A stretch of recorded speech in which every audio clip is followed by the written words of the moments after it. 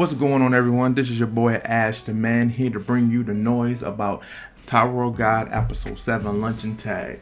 Now, Enki and Dorsey, they pretty much ended a feud that they had going on, and which was started in Episode 6, which you learned that Enki pretty much was a child of a princess who pretty much died.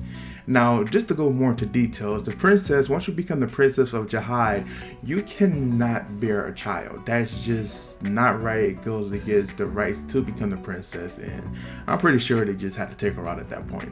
Now, they didn't get so much of an understanding, but they did have some type of closure to their bout for the time being.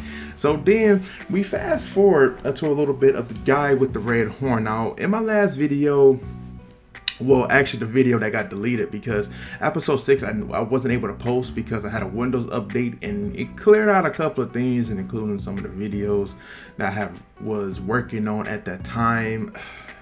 It's irritating. I'm not going to go into much details, but however, I have my suspicions about what's his name, Ho, and him and his jealousy towards Bam, and it seems like they kind of like, you know, show that a little bit with him, you know, looking on how Bam is kind of like growing as strong as he is. Not saying he just blowing everybody out the water, but it is noticeable how he's progressing with his Sheishi training that they are doing to be wave controllers.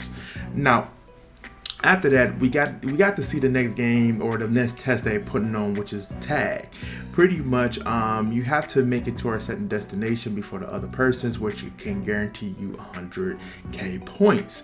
Now, if you was to take a certain badge off of the person who's it, that's 200k points.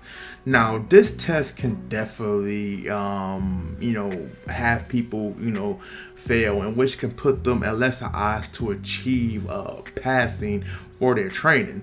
Now, as this training going on, you get to see Kun's team pretty much hatch a plan to try to get a quick win, but the person who is it, which is the administrator, he is pretty much showing them, you know, their weaknesses. Him being a straightforward guy is showing all of that.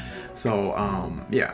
Now, there's a few things I wanted to point out in this episode, which you definitely got to feel. For one, we got to see the progression of how everybody's training. I know back the other guy that's on Rachel's team, and they end up passing their test already. So they stand the two that really doesn't have to really anticipate due to the others having passed yet. Now, secondly, we get to see that Rachel is really holding her identity, or really hold her purpose for climbing up the tower.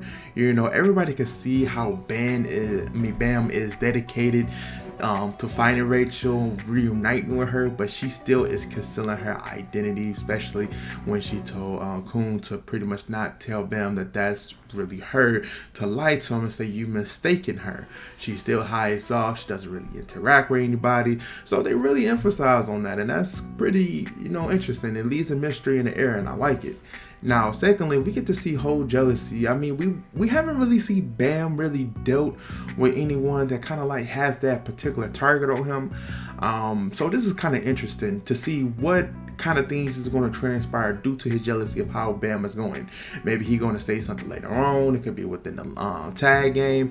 We just don't know. Maybe the people who read the Toon comic maybe know. But however, we have to set the suspicion that, you know, guy just ain't right in the head, and showing a little bit of his past can bring up some crazy intent that he has to go on. I mean, those particular things that you show in the anime, it's not just going to go across like, hey, we don't know exactly, you know, what his intentions is. But my experience with watching something like this, my man's plotting something. I'm pretty sure he's going to be doing something. So overall, what I got to say about the episode definitely brings us, you know, more into the story and the climbing of the tower.